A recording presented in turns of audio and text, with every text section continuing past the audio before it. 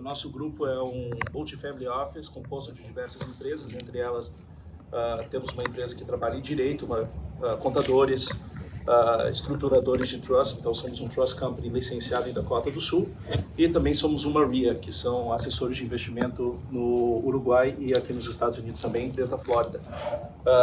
A razão que eu estou vindo aqui falar, eu sou da parte jurídica, eu sou um advogado, sou também um sócio do escritório, é para explicar um pouco sobre as coisas e os conceitos que muitos dos nossos clientes, todos eles da América Latina, muitos deles, a maior parte deles do Brasil, precisam levar em consideração quando estiverem entrando para investir no país. Então, que tipo de estrutura você deveria montar e quais são as coisas que vão acabar sendo custos, né, ou ineficiências que vocês vão sofrer caso vocês não planejem um pouco antes.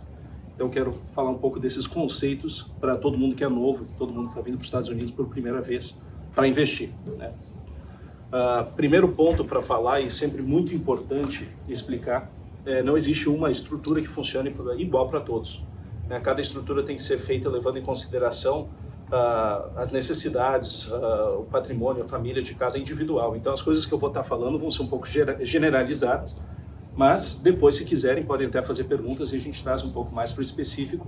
Eu também, só para dar um início, a gente trabalha muito na parte de planificar desde o Brasil e dos Estados Unidos, então olhando também a legislação brasileira, como vai tratar essas estruturas, mas para os propósitos da apresentação, não imaginei que ninguém ia aguentar 2 horas, 3 horas de apresentação, só vou estar falando nos Estados Unidos, tá? Mas, de novo, se tiverem perguntas no final ou quiserem até me interromper, eu não tenho problema nenhum em responder. Eu posso também falar um pouco da parte brasileira, como elas vão ver essas estruturas e esses impostos e essas questões que eu estou trazendo. Para iniciar, existem 4 coisas que a gente busca fazer com cada estruturação, cada investimento que o cliente está fazendo, né? O que a gente busca? Privacidade. O que é privacidade? Como é que você protege privacidade? Limitando o número de reportes que você tem que fazer a órgãos do governo, sendo o governo americano, o governo de uma das ilhas, como BVI, Neves, o que seja, Panamá, ou mesmo o governo brasileiro. Então, limitar o máximo possível o número de reportes e o tempo que você gasta fazendo esses reportes, e também trabalhar com o intercâmbio de informação. Quais países estão intercambiando informação e qual informação está sendo intercambiada. Proteção. Proteção, a gente fala muito, de proteção de ativo, proteção patrimonial. Isso tanto do ativo, que é o ativo de investimento. Então, estou aqui nos Estados Unidos, investir, não quero que algo que aconteça comigo no Brasil afete esse investimento, e tampouco algo que aconteça com esse investimento me afete no Brasil. Então, a gente também olha muito a estrutura para questão de proteção. Eficiência de custo. Eficiência de custo é fundamental e é uma coisa que muitas pessoas esquecem, porque todo mundo olha do ponto A, que é a questão do tributo, né? Eu quero uma estrutura que eu vou pagar menos tributo, mas ninguém olha, ou raramente olham, o custo de estrutura. Então, quando muitos advogados montam estruturas duplas, triplas, com 20 offshore, e acaba que você economizou talvez um pouco de imposto e você montou uma estrutura robusta, mas você está pagando muito dinheiro para manter uma estrutura desnecessariamente. Então, a gente também analisa custo de estrutura e também o que eu chamo practicability em inglês, que é o custo prático da operação. Não adianta eu montar uma estrutura que pode funcionar bem tributariamente, ser uma estrutura privada e ser uma estrutura protetiva, mas que você não consiga abrir uma conta bancária, que um banco não queira te dar um mortgage e que dificulte você fazer um investimento no país. Então, as estruturas também têm que manter em mente que as pessoas que estão montando querem investir, querem entrar dentro do país. Tá. Conceitos importantes antes da gente começar a analisar as estruturas propostas. Tipo de pessoas, eu vou estar falando muito de pessoas. O que são pessoas? Pessoa física, né? Todo mundo sabe, indivíduos. Corporações americanas são equivalentes a uma SA brasileira. Então, uma corporação, uma estrutura muito robusta aqui nos Estados Unidos, é uma estrutura que tem sua própria personalidade jurídica e paga seus próprios impostos. Partnerships é a primeira das 2 estruturas que são desconsideradas para fins tributários. Então, é quando 1 ou mais pessoas entram nos Estados Unidos, normalmente através de uma LLC, e essa LLC declara, mas não paga imposto. Quem sempre tem que pagar o imposto são os sócios. Então, são estruturas desconsideradas para fins tributários. A terceira é um disregarded entity. Disregarded entity é a mesma coisa que um partnership, só que só tem um sócio. Então, seria equivalente a uma IRL brasileira. Essa empresa tende a, algumas pessoas dizem que são um pouco menos protegida, mas é muito mais simples tributariamente, pois o único sócio acaba tendo que declarar na pessoa física. E trust. Trust é uma estrutura muito difícil para o brasileiro entender, porque não é algo que até agora existe na legislação brasileira. Eles estão tentando passar uma lei do trust no Brasil está no início e não está muito boa essa lei do trust, até estamos trabalhando com alguns advogados do Congresso para conseguir deixar ela um pouco mais robusta. Mas o trust basicamente é uma relação entre três partes, né? Uma relação contratual, onde eu vou doar o meu ativo para uma segunda parte por benefício de um terceiro. Isso é o conceito antigo. O trust moderno permite coisas que antigamente não se podia, sendo a pessoa que criou o trust, o grantor do trust, pode ser beneficiário do trust, né? O trustee, que é quem tem título da propriedade, não necessariamente tem que ter controle do ativo, então você hoje em dia pode escolher quem você quiser para controlar o ativo, para manter o ativo bem. Não precisa confiar num americano que você não conhece, você pode ter alguém da sua confiança, seu advogado, seu membro da sua família. Então os trusts evoluíram nos últimos 10 anos para serem uma estrutura muito robusta e muito forte, muito boa para investimentos internacionais. Outro conceito que a gente tem que sempre levar em consideração, se a estrutura é estrangeira ou doméstica, né, para efeitos americanos. Para corporações, partnerships e disregarded entity, o que é ser estrangeira ou ser doméstica? Bom, é olhar o lugar de incorporação. Incorporei nos Estados Unidos, para efeitos do IRS, é uma empresa americana. Está incorporada fora, para efeitos do IRS, é uma empresa estrangeira. Para trust, a gente olha dois testes, né? O control test é quem tem controle do ativo. Se o controle do ativo for na mão de uma pessoa não americana, o trust não é americano. Se for na mão de uma pessoa americana, potencialmente é americano. E também olhamos, ao mesmo tempo, o core test, que é a jurisdição que eu escolhi para o trust. Então, eu posso ter um trust feito em BVI, com o controle de um americano, que é um trust estrangeiro por estar em BVI, ou posso ter um trust americano com controle de uma pessoa brasileira que deixa de ser um trust americano para efeitos fiscais, porque ele não tem o controle nos Estados Unidos. Então, os dois têm que trabalhar junto. E para a pessoa física, não sei quantos vocês sabem, mas é aquela questão tradicional de todo brasileiro que está investindo, querendo migrar para cá. Você olha presença substancial nos Estados Unidos, 183 dias no período de 3 anos que você ficou, baixo qualquer visto, menos visto G e visto F, que é estudante ou trabalhador do governo. Então, até é engraçado que muitas pessoas acham, pô, não tenho visto, eu não sou residente fiscal americano. A gente no escritório prepara declarações e monta estruturas para pessoas que até estão aqui legalmente e pagam imposto todos os anos, porque pela presença no país, a Receita Federal Americana requer que eles paguem imposto mesmo sem visto para estar aqui legalmente. E também o teste mais comum, que todo mundo conhece, que é o Green Card Test. Se você tem um Green Card ou qualquer visto EB, EB1 a EB5, automaticamente você é residente fiscal americano. Qual a importância de saber residência fiscal americana ou não? Perdi a tela. A importância principal aqui na residência fiscal, o residente fiscal americano deve imposto em todos os seus ativos e todos os seus lucros mundialmente. Igual ao Brasil. Se eu sou residente fiscal brasileiro, tudo entra na minha declaração de imposto de renda no Brasil e minha declaração de patrimônios e bens. Igual. Aqui, se eu sou residente fiscal, eu devo mundialmente. E se eu não sou residente fiscal, que é o caso que a maior parte dos investidores não são, eu só devo imposto territorialmente sobre as coisas que eu tenho aqui nos Estados Unidos que estão me gerando lucro, que não são isentas. Tá? Para nossos efeitos, a gente vai estar falando também de 2 tipos de rendimento: rental income são aluguéis, e ganho de capital. Ganho de capital é comprei um ativo, vendi o ativo. Né? E também, um conceito muito importante para tocar, vamos estar falando muito de entidades híbridas, que para efeitos americanos são tratados de uma forma, mas para efeitos brasileiros são tratados de uma forma diferente. Num caso mais simples, eu tenho um disregarded entity aqui nos Estados Unidos, o governo americano vê que eu, pessoa física, estou pagando imposto, mas para o Brasil eu tenho uma LLC americana. Então eu tenho deferimento de imposto até distribuir, eu tenho todos os benefícios de ter uma offshore. E por último, o conceito que eu vou estar falando um pouco, é importante trazer aqui, o Check the Box Election. O Check the Box Election basicamente é uma forma de você avisar o IRS como você gostaria que essa empresa, ou sua empresa sendo offshore ou onshore, seja tratada. Uma LLC americana pode escolher ser tratada como corporação, enquanto uma empresa BVI pode escolher ser tratada como flow-through, uma empresa transparente, disregarded para fins tributários americanos. Então é uma eleição que todo mundo tem direito de fazer. Taxas. Conceito muito simples: income tax, na pessoa física, 10% a 37% para indivíduos, 21% para corporações. Então, se você está falando uma corporation ou uma corporação estrangeira, 21%, qualquer outra estrutura pessoa física, incluindo trusts estrangeiros, 10% a 37%, e aqui é escalonado. Capital Gains Tax, isso é o imposto sobre ganho de capitais. E daí tem dois conceitos, long term e short term, curto prazo e longo prazo. Em longo prazo, a gente está falando sobre um imóvel que você teve por mais de 3 anos, ou um outro ativo que você teve por mais de 1. Qual é o benefício de ter um long term capital gain?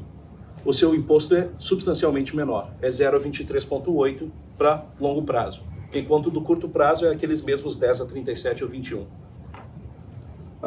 Gift and estate tax, muito da planificação, muitas estruturas que eu vou estar analisando hoje vão cobrir e vão proteger contra isso. É o maior imposto nos Estados Unidos, é o imposto de herança, chega até 40%, e todo mundo tem que se planejar antes de colocar um centavo nos Estados Unidos, porque o que acaba acontecendo é que para americanos existe uma isenção, de americanos eu digo domiciliados, né, pessoas que vivem aqui. Existe uma isenção de 11,5 milhões por pessoa, mas para estrangeiros que estão investindo no país, essa isenção é 60 mil dólares. Então muitas pessoas chegam e compram um imóvel na pessoa física, esse imóvel cresce de valor. Se você chegar a falecer ou quiser doar esse imóvel diretamente para alguma pessoa, você vai acabar pagando 40% em todo o valor desse imóvel que estiver acima de 60 mil dólares. É um custo muito caro, mas o bom desse imposto é que é um imposto muito fácil de evitar. Então todas as estruturas que a gente vai propor vão evitar esse imposto. Deixa eu ver o próximo. Opa. Outro imposto que é importante falar, muitas pessoas não levam isso em consideração quando estão montando uma estrutura, dividendos corporativos e branch profit tax. É um imposto meio chato, então vou tentar resumir ele o máximo possível. É um imposto de 30% sobre dividendos que saem de uma corporação americana, ou se uma corporação estrangeira é dona de qualquer tipo de propriedade ou ativo nos Estados Unidos, tem esse adicional 30% em cima do imposto tradicional. Então uma corporação, vamos dizer, eu tenho uma BVI que tem um imóvel em Nova York, eu chego a vender um imóvel em Nova York, vou pagar 21% de imposto e depois uns 30% adicional. Esses 30%, a maior parte das pessoas esquecem que tem que pagar, ignoram. Também tem formas de evitar, mas é um imposto que tem que ser levado em consideração. O mais importante quando você está falando sobre real estate, não é um imposto, mas é uma coisa que todo mundo tem que trabalhar, especialmente pessoas estrangeiras, chamado FIRTA. FIRTA é uma retenção que existe sobre o valor grosso da venda do imóvel quando uma pessoa estrangeira vende esse imóvel. Tá? Só se aplica a estrangeiros que estão vendendo o imóvel e tem formas de evitar. Né? A forma mais fácil de evitar, não ser uma pessoa estrangeira, ser uma pessoa americana. Então, a estrutura que envolve corpo normalmente evita essa FIRTA. O segundo, você pode fazer uma petição ao IRS, dizendo, eu não vou dever tanto imposto assim, você explica para eles antes da venda do imóvel, isso é o imposto que eu vou dever na venda. Né? Normalmente, o nosso escritório trabalha com isso, até a Carla, que coordena boa parte desses FIRTAs. A gente recebe os documentos da venda, previamente à venda, com os valores estimados, e a gente envia para o IRS e recebe um certificado dizendo, não precisa recolher. Não precisa mandar. Mas é um valor muito alto. Importante, não é imposto, esse dinheiro vai ser devolvido depois. Mas é um valor de 15% do valor grosso do imóvel. Então, leve isso em consideração e tente planificar para evitar o FIRTA. E o último é Partnership Withholding. Partnership Withholding é quando eu tenho aquela estrutura com mais de um sócio, aquela LLC de mais de um sócio, e eu sou uma pessoa estrangeira, aquela LLC tem que reter no valor máximo tributável. Para corporações estrangeiras como BVIs, offshores, 21%, para pessoas físicas, 37%. Qual é o intuito dessas duas retenções? O governo americano não tem jurisdição sobre a pessoa estrangeira, então eles querem garantir que você vai pagar seu imposto. Então o que eles acabam fazendo? Eles requerem que a fonte pagadora retenha parte desse dinheiro para vocês, para pessoas estrangeiras, cheguem e ter que fazer uma declaração para solicitar um refund. Não são tradicionalmente impostos, não é o que você deve vai estar na declaração que você vai prestar, mas é uma garantia que o governo tem que você vai pagar.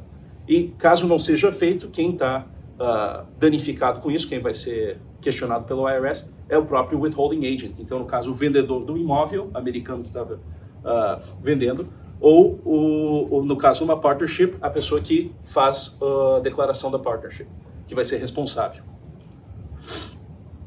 E agora, para falar um pouco sobre a estrutura, como bom advogado, sempre tem que colocar aquele aviso de sempre, por favor, não considere só essa apresentação, tenha uma conversa com alguém que conheça um pouco mais, até um pouco mais do que eu, antes de acabar montando qualquer estrutura ou planificando o investimento.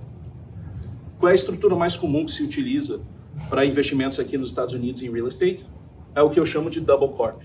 Uma empresa americana, US Corporation, ou LLC, que escolheu ser corp, e uma empresa BVI. Quais são os filings, o que você tem que fazer reporting? Lembrando vou sempre estar falando quantos formulários você tem que produzir. O 1120, a nível corp, você tem que produzir a declaração anualmente americana, 1120. Quando você distribui algum dividendo ou quando você liquida a US Corp numa eventual venda do imóvel, você tem que fazer um 1120F, que é uma declaração de corporação estrangeira. E potencialmente muitas pessoas ignoram, eu não acredito que eu tenha um cliente que faça isso bem, mesmo eu avisando, tem que fazer o reporte do CRS, né? Então, o BVI tem um tratado multinacional de intercâmbio de informações, todo mundo que tem empresa offshore tecnicamente deveria entrar anualmente no site do governo e colocar um balanço. Ninguém faz porque ninguém está policiando, não existe um órgão internacional buscando que as pessoas façam isso, então nunca é feito, mas tecnicamente é um requerimento e eu tenho que avisar. Vantagens dessa estrutura: não tem FIRPTA, então você ignorou aqueles 15% de retenção, a empresa americana é americana. Não tem Branch Profit Tax, que são aqueles 30% que uma empresa offshore pagaria por ter o imóvel diretamente. Não tem Estate Tax, não tem então aqueles 40% cobrado quando você chegar a falecer ou quiser doar. E tem muita proteção em Limitation Liability, quer dizer que é muito difícil que algo que aconteça a nível imóvel afete você pessoa física ou vice-versa, né? Chegando aqui nos Estados Unidos é muito difícil que as pessoas alcancem esse ativo. Não é o mais forte, mas é bem forte. As grandes desvantagens são custos. Eu tenho 21% que eu tenho que pagar a nível corporativo, mais 30% por qualquer dividendo e potencialmente 21% quando eu eliminar a Corp e fazer um ganho de capital. Isso é uma estrutura que eu costumo dizer é para contador preguiçoso. É a menos trabalhosa. Tu monta, você esquece, tá feita. É um pouco mais cara tributariamente, mas funciona. Todas as informações de beneficiários finais, quando eu digo beneficiários finais, pessoas com mais de 20%, vai aparecer na 1120, então quando a corporação americana fizer uma declaração, vai ter que demonstrar quem são os sócios estrangeiros, isso cada ano, e vai requerer o CRS que eu já tinha mencionado acima. Estrutura número 2, corporação estrangeira com uma US LLC, então você eliminou a Corp e só montou uma Disregarded Entity. O que você tem que fazer? O 1120F, cada vez que tem um lucro, tem que fazer o 1120F. Então você eliminou um formulário que você tem que fazer anual e agora você só tem que fazer ele quando você tiver lucro. Mesma coisa CRS Report, por ter uma empresa offshore. Todas as jurisdições offshore são parte do tratado multinacional, então precisa esse intercâmbio. E o 5472, que é informação sobre beneficiários finais da estrutura. É requerido aqui. Vantagem, eliminou o Estate Tax e você acaba tendo um pouco menos de imposto do que a estrutura que eu tinha mencionado antes, o Double Corp. Qual é a desvantagem? Aqui você tem que planificar contra FIRPTA, você vai ter Branch Profit Tax se você não planificar contra, e planificar contra Branch Profit Tax, nesse caso, é só eliminar a LLC quando você vender o imóvel. Mas se você está recebendo aluguel, vamos dizer, tem uma estrutura para receber aluguéis, fica um pouco caro ter que pagar ano após ano, daí tem que pensar em outras formas de evitar isso com essa estrutura. E potencialmente pode ser caro, 21 mais 30, né? Dá para planificar, mas é uma potencialidade cara. E também tem que informar beneficiários finais no 5472. Estrutura 3 é uma que eu gosto muito, muitos contadores, muitos advogados um pouco mais conservadores do que eu tenho opiniões bem agressivas tradicionalmente, desgostam dela e eu até explico um pouco por quê. É uma estrutura que é uma LLC com um único membro e a sócia é uma BVI que fez um check the box para escolher ser desconsiderada para fins tributários. Qual é o benefício? 1040 NR para donos indivíduos, então a pessoa física vai declarar, não vai ter empresa fazendo declaração nos Estados Unidos. Tem potencialmente do CRS Report e 5472 potencialmente também, declarando quem é o sócio estrangeiro. Mas as vantagens é que você acaba pagando muito pouco imposto. Você vai pagar o ganho de capital 0,23% sobre a venda do imóvel e 10 a 37% sobre aluguéis. E a minha crença e a razão que muitas pessoas não gostam tanto, outros contadores mais conservadores não gostam tanto dessa estrutura, é que eles acreditam que não protege contra o estate tax. Eu diria que protege. Não teve um caso nos últimos 40 anos onde o IRS chegou para essa estrutura e quis aplicar um imposto de herança. Eu acho que estamos seguros em acreditar que não se aplica, mas algumas pessoas dizem, se fosse a LLC se olha o ativo, o underlying asset, que é o imóvel, então no caso que uma Foreign Disregarded Entity também se deveria olhar. O que eles dizem tem lógica, mas nunca foi aplicado assim pela Receita Americana, não acredito que vai ser aplicado, porque ao nível offshore não tem americano fiscalizando. Desvantagens, você vai ter que aparecer e fazer uma declaração pessoa física nessa estrutura, que é uma vantagem, desvantagem, mas seu nome vai aparecer. Você está protegido contra o imposto de herança, mas não com tanta certeza quanto algumas outras estruturas. E a limitação de liability também, algumas pessoas questionam a proteção. Eu também, de novo, nunca vi isso ser questionado pelo IRS, nunca vi um processo subir, então eu não acredito que isso é uma grande preocupação. Tá. A quarta estrutura, estamos quase no final, só vai ter mais uma depois dessa, a questão da partnership. Partnership é uma empresa com mais de um sócio. Tá? Qual é a diferença entre as outras estruturas e o que a gente falou? A partnership tem que fazer um 1065 anualmente. 1065 é um formulário informativo, não requer pagamento de imposto, só informa quanto cada sócio ganhou. Cada sócio, seja uma empresa estrangeira, um indivíduo ou um trust, vai ter que fazer sua própria declaração, né? 1040NR no caso de trust indivíduos e o 1120F no caso de corporações. A vantagem, não tem FIRTA. O IRS falou, se você tem mais de um tipo de retenção, você não aplica o FIRTA. Aqui você tem uma retenção de partnership.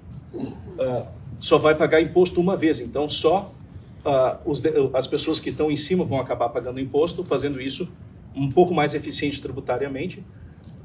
Separa bem os ativos, então isso tem uma proteção forte. Não tem estate tax, se você não for um indivíduo, né? Se for um trust ou uma corporação, você elimina o estate tax. E não tem 5472. A razão que não tem 5472 é porque na própria declaração da LLC se declara quem são os sócios estrangeiros, então o IRS não requer que você faça uma declaração separada. A desvantagem é que vai ter uma retenção de 37%, como eu tinha dito antes, para pessoas físicas e trust, e de 21% para corporações, e potencialmente também o Branch Profit Tax de 30%. Por que eu digo potencialmente nesse caso? Tecnicamente, uma corporação que recebe um dividendo de uma partnership ou recebe um count de um partnership estrangeiro, mesmo se retido na fonte, deveria prestar uma declaração 1120F e pagar seu Branch Profit Tax adicional. Eu nunca vi uma delas fazer isso e tampouco vi o IRS fiscalizar empresas que não fizeram. Então, ninguém faz, mas está ali no código que deveria ser feito. Por isso que eu digo potencialmente. Por último, estrutura número 5, que, na minha opinião, é a estrutura mais robusta e a melhor forma para tanto o Brasil quanto os Estados Unidos investir e ter qualquer tipo de ativo. É uma estrutura envolvendo um trust sendo dono de uma LLC desconsiderada. Qual é o benefício de ter um trust? E quando eu digo foreign trust, eu estou falando sobre trust, de novo, jurisdição americana com sócios estrangeiros, então com controle estrangeiro, então as pessoas controlando o ativo não são americanas, ou trust que tenha uma ou duas pessoas americanas controlando, mas que está incorporada em BVI, onde seja. Tá? Qual é o grande benefício dessa estrutura?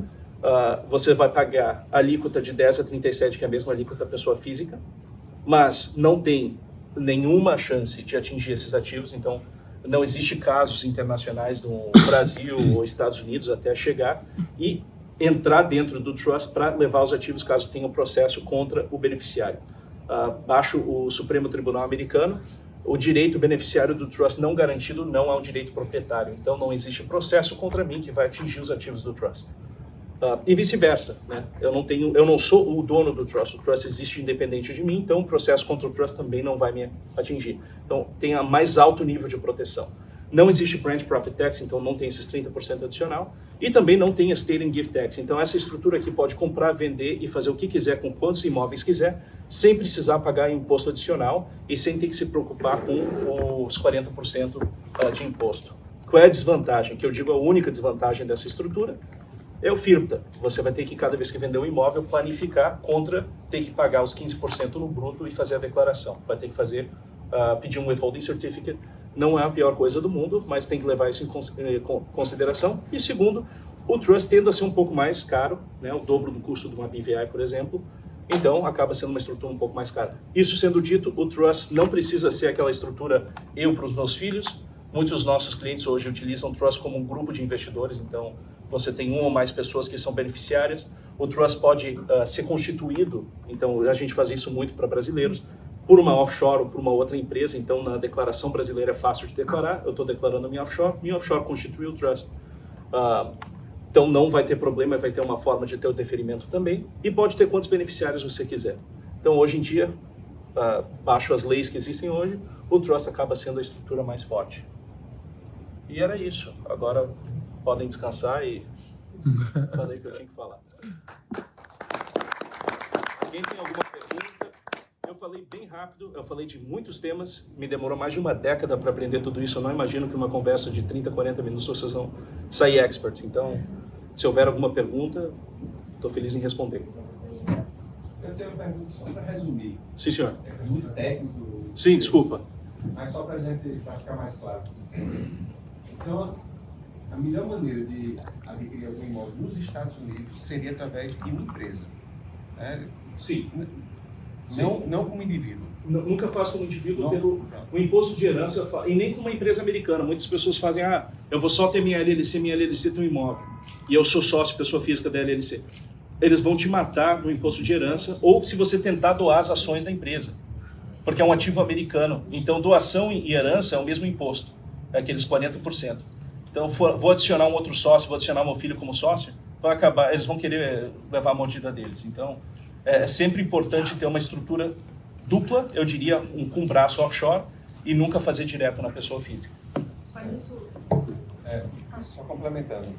Então, nessa escolha para ser corporativo, esse tipo de estrutura requer um investimento maior na consultoria, por exemplo? Ou... Depende muito do advogado com o qual você conversa, né? Então, tem pessoas que cobram por hora, tem pessoas que cobram por estrutura. Nosso escritório, por exemplo, a gente não cobra por hora, a gente cobra pelo tamanho do projeto. Certo. Então, tudo isso vai ter preços fixos, tanto o Trust quanto a LLC é igual. E dá para a gente precificar o que for. Então, mas cada escritório é um pouco diferente. Aqui nos Estados Unidos eles têm a teoria taxímetro também, né? Certo.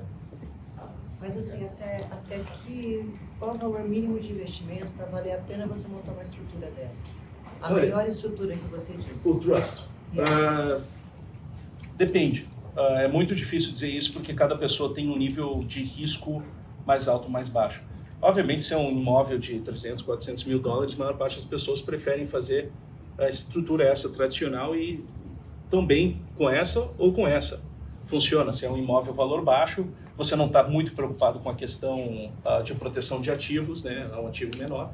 Agora, se você está fazendo um investimento substancial, né? Estamos falando 1 milhão, 5 milhões. Eu tenho clientes que têm casas, eu tenho até um trust, tem 40 casas em Detroit, cada casa $30 mil, que eles estão investindo e recebendo dinheiro do governo, né? Low income housing. Ele não é um valor muito alto o investimento dele, mas ele fez através de um trust. E eu tenho clientes com imóveis de $5 milhões que estão numa estrutura mais tradicional de 2 corpos e sem problema nenhum. Caso por caso. Então não são...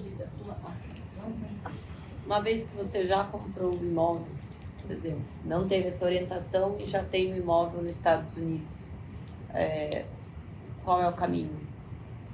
Depende muito de como está estruturado. Se está na pessoa física... Na pessoa física. Comprou na pessoa física, não teve essa orientação. A primeira orientação que eu vou fazer para as pessoas, e que eu sempre dou não só para as pessoas com esse tipo de imóvel, é não morrem.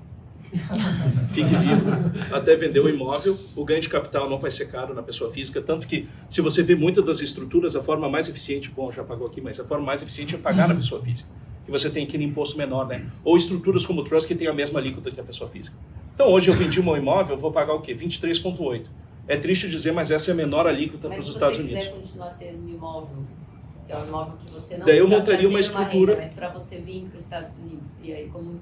Nesse caso, a offshore é mais importante. Se você tem uma empresa offshore, eu faria uma compra. Então a offshore chega e compra de você esse imóvel. Entendi. Posso fazer uma pergunta? Claro. Qual é o custo anual dessa offshore para manter? Se for só, depende da jurisdição, eu não tenho isso memorizado, a Karine até pode ajudar mais do que eu com isso, mas é em torno de 1.560 até 2.500. Anualmente, esse é o valor de anuidade para offshore. 1.560, mais ou menos. E para montar essa estrutura, Ou mais ou menos o mesmo preço. mesmo custo. É algo em torno aí, depende se você vai ter uma estrutura simples ou dupla, mas é mais ou menos isso. Bom, se não temos mais perguntas... Estou associando que eu imaginava que uma estrutura dessa, ela fosse ser viável com um investimento maior. Olha, eu acho que... Esses investimentos baixos que eles montam uma estrutura dessa. mesmo com investimento baixo, eu sugiro no mínimo ter uma empresa offshore, porque o maior imposto é o de herança. Se eu tenho meu uso próprio, eu não vou estar alugando, eu não vou estar tendo lucro. O mais importante é o offshore, você não vai ter lucro anual, diário, né? Uma estrutura de uma empresa só é suficiente. A razão que só offshore eu não sugiro é que muitos bancos não querem ou abrir conta bancária ou fazer mortgage para empresa offshore, né? Daí tu precisa desse braço americano. Mas se eu só estou comprando para ter, a offshore é a mais importante, evitou o imposto de herança. A estrutura de offshore, no falecimento do sócio, ele transfere as cotas, é como uma holding no Exatamente, Brasil. e exatamente essa teoria. Não incide imposto aqui, porque os Estados Unidos, a pessoa estrangeira continua viva, a empresa tem vida perpétua. Enquanto o que está sendo herdado são as ações da empresa no No exterior. offshore já está previsto sucessão das cotas e tem proteção também referente a ações. Claro. Como a holding no Brasil funciona. Normalmente o que a gente faz é que a gente coloca em jurisdições que tem uma coisa chamada right of survivorship, direito de sobreviventes. Então na ação vai ter o principal e outras pessoas. Caso um deles chegue a falecer, os outros já são sócios. Isso não diz nada do Brasil. O Brasil vai querer o quê? Eles vão ver a sua declaração de patrimônios e bens. Normalmente vai ter uma pessoa declarando 100%. Se essa pessoa chegar a falecer, daí eu diria não tem TCMD agora, porque o Supremo chegou e falou que já que não tem TCMD, ativo internacional não tem TCMD, mas aí o filho ou o herdeiro começaria a declarar esse ativo na declaração dele. Se o Congresso brasileiro decidir passar uma lei de ITCMD para ativos internacionais ou um ITCMD nacional, potencialmente vai ter um ITCMD nesse momento.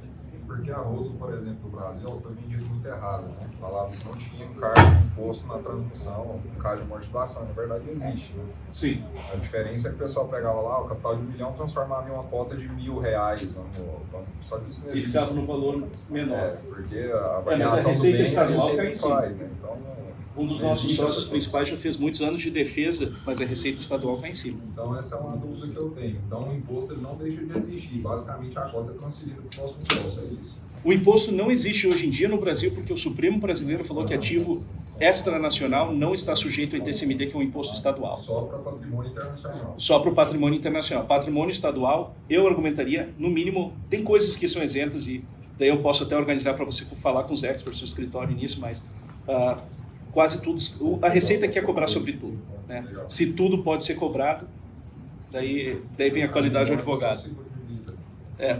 Olha, eu não cobri estrutura de seguros de vidas, é algo muito utilizado também.